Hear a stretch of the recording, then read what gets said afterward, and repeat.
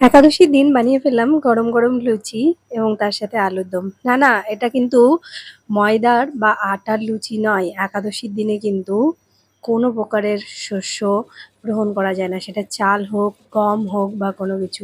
তাহলে এটা আমি কিসের লুচি বানালাম? এটা আসলে পানি ফলের আটা, একটা ফল, পানি ফল যেটা জলে হয়, সেখান থেকে এই আটাটা তৈরি হয়। এটা কিন্তু গম থেকে নয়। একাদশীর দিন কিন্তু পঞ্চরবি শস্য, চাল, ডাল, আটা ইত্যাদি কিন্তু গ্রহণ করা যায় না। সর্ষে, তো এই দেখো পানি ফলের আটা, এটা কত সুন্দর। এবং তার সাথে ফরচুনের দেখো তেল নিয়েছি, সানফ্লাওয়ার তেল, সূর্যমুখী তেল, অন্য তেল কিন্তু ব্যবহার করা যায় না, সূর্যমুখী তেল ব্যবহার করা যায়। আর এখানে লবণ যেটা নিয়েছি, সন্দুক লবণ, সন্দুক লবণ কিন্তু ব্যবহার করা যায়। তো আমি কিন্তু প্রথমে আটাটা মেখে নিচ্ছি। তো যেটা বলছিলাম, একাদশী কিন্তু প্রত্যেকেরই করা উচিত। ৮ থেকে ৮০ প্রত্যেকটা মানুষের একাদশী করা উচিত। কিন্তু অনেক সময় দেখা যায় যে বাড়িতে অনেক ছোট বাচ্চা আছে বা অনেক বয়স্ক লোক আছে, বা যারা আছে তাদের শরীর হয়তো অতটা ভালো না, তারা তাহলে কি একাদশী করতে পারবে না? অবশ্যই করতে পারবে। তারা সেই পঞ্চ রবি শস্য বাদ দিয়ে অন্যান্য যা কিছু হয় ফল মূল নিয়ে করতে পারে। তারপরে যদি তাদের শরীর সাপোর্ট না দেয়, সাবু নিয়ে করতে পারে। তাতেও যদি না হয়, তাহলে এইরকম পানি ফলের আটা পাওয়া যায়, তো সেটা দিয়ে রুটি, লুচি বা কোনো কিছু রান্না করে ভগবানকে ভোগ লাগিয়ে সেটা দিয়েও কিন্তু প্রসাদ পেয়ে করতে পারে। কিন্তু অবশ্যই মাথায় রাখতে হবে, পঞ্চ রবি শস্য কিন্তু নেওয়া যাবে না।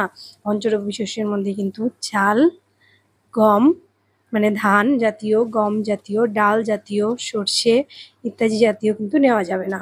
শুধুমাত্র ফলমূল নিতে পারবেন, সাবু নিতে পারবেন। আর এই ধরনের কোনো ফলের আটা যদি তৈরি হয়, তো সেখান থেকে কিন্তু করতে পারবেন। তো সেই জন্যই এখন আর একাদশী করার কোনো অসুবিধা নেই। অনেকের শারীরিক অসুস্থতা বা নতুন ভক্ত যারা হয়তো উপোস থাকতে পারেন না, তারাও কিন্তু এইভাবে এই একাদশীর যে আটা, এই আটার রুটি বা লুচি কোনো কিছু করে কিন্তু করতে পারেন।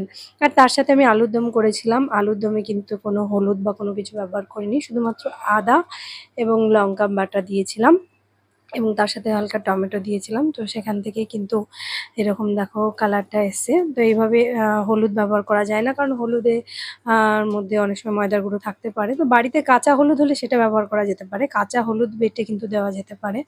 তো এইভাবেই কিন্তু শুধুমাত্র আদা, লঙ্কা, টমেটো এবং দিয়ে কিন্তু এটা তৈরি হয়েছে। আর তার সাথে দেখতে পাচ্ছ পানি ফলের আটার লুচি। তো এইভাবে আমরা কিন্তু একাদশী করতে পারি সবাই। কোনো অসুবিধা নেই। একাদশী মানে যে বেশি পুরো না খেয়ে নির্জলা থাকতে হবে তা নয়। তবে কেউ যদি পারে নির্জলা থাকতে, তাহলে খুব ভালো, বা কেউ যদি ফল খেয়ে থাকতে পারে তাহলেও কিন্তু খুব ভালো, কোনো অসুবিধা নেই।